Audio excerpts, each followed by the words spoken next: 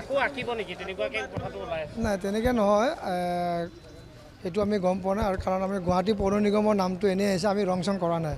আমি চাফ চিকুণ কৰোঁ, আমি নলাৰ মানুহ, জাবৰৰ মানুহ, আমি জাবৰ চাফা কৰি আছোঁ। ৰং আমি দিয়া নাই, কোনে মুচিছে একো নাজানো। আৰু তেনেকৈ চিত্ৰ তাতে কোনে আঁকিলে সেইটো আমি গম পোৱা নাই। আজি আহিছে তেওঁ, দেখিছোঁ আজি তেওঁ আকৌ আঁকিব বুলি কৈছে, তো সেইটো আমি নাজানো, সেইটোৰ পৰা মই বিৰত আছোঁ। নাই নাই, জি এম চি ৰং কৰা নাই, জি এম চিৰ ইমান পইচাও নাই ৰং কৰিবৰ কাৰণে। এইটো ডিপাৰ্টমেণ্ট ৱাইজ কৰিছে, কোন ডিপাৰ্টমেণ্টে কৰিছে নাজানো।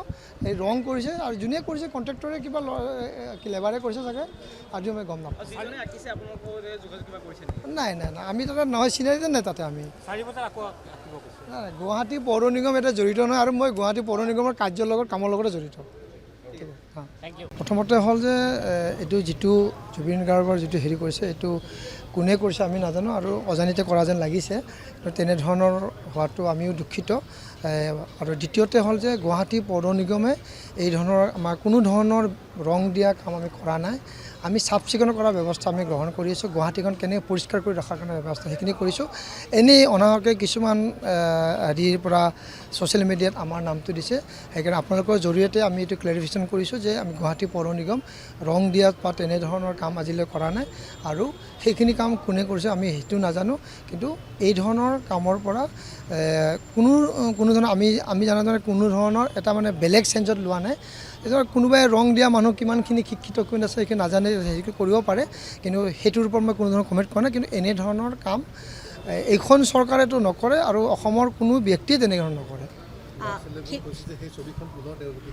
এতিয়া আমি দেখা পাইছোঁ যে তেওঁ যে পুনৰ আঁকিব বুলি কৈছে, নিশ্চয়কৈ তেখেত আঁকক, কোনো অসুবিধা নাই। এনেধৰণৰ আঁকিবলৈ দিয়াটো যেতিয়া তেওঁ আঁকিছিলে তেতিয়াও কোনো ধৰণৰ তেওঁ পাৰ্মিশ্যনো লোৱা নাছিলে, বা এতিয়াও তেওঁ আঁকি কোনো ধৰণৰ পাৰ্মিশ্যন দিয়া নাই। ভাল কলা শিল্পী আমি সদায় আমি আদৰোঁ, সুন্দৰভাৱে আঁকিলে হ'ল। খালী মানে বস্তুটো হ'ল যে এটা ভালকৈ অংকন কৰিলে সুন্দৰভাৱে তেওঁ আঁকে, সেইখিনি কৰি ৰাখিলে হ'ল। সংৰক্ষণ কৰাৰ ক্ষেত্ৰত যদি এই ধৰণৰ এজেঞ্চিকো যদি জনাই দিয়ে, তেনেহ'লে সেই এজেঞ্চিৰ মানুহখিনি তেওঁলোকৰ নলেজত থাকিব যে এইটো ভালকৈ ৰাখিব লাগে। এইটো কোনে কৰিছে আমি দেখা নাই বা জনা নাই।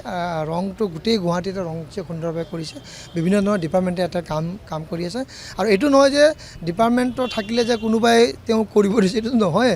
এতিয়া কোনোবা ধৰক ৰঙৰ মিস্ত্ৰী বা তেনেধৰণৰ অজানিতে কৰিব পাৰে, সেইটো কথা বেলেগ কথা। আৰু তেওঁলোকৰ পেটৰ কাৰণে কৰি আছে কাম, সেই কথা ভুল হ'ব পাৰে কাৰোবাৰ। তো এনেধৰণৰ যেন পুনৰ নহয়, সেইকাৰণে যিজনে অংকন কৰে সুন্দৰভাৱে তেওঁ নিৰ্দিষ্ট বা সংশ্লিষ্ট বিভাগক যদি জনাই দিয়ে সুন্দৰভাৱে ৰখাৰ কাৰণে তেওঁলোকে ব্যৱস্থা গ্ৰহণ কৰিব। সেইটোতো আমি কম্পিটিশ্যনে কৰিছোঁ, কম্পিটিশ্যন মাজত ৰাইজৰ মাজত আহিছে, বহুখিনি আমি দেখিছোঁ। এইটো বহুখিনি আমাৰ উন্নয়ন সমিতি ক্লাবে আমাৰ যোগদান কৰিছে। ইতিমধ্যে আমাৰ এতিয়া অম্বুবাচী মেলাৰ পিছতে আমি সুন্দৰভাৱে আমি কাম কৰি মন্ত্ৰী হৈছে যোৱা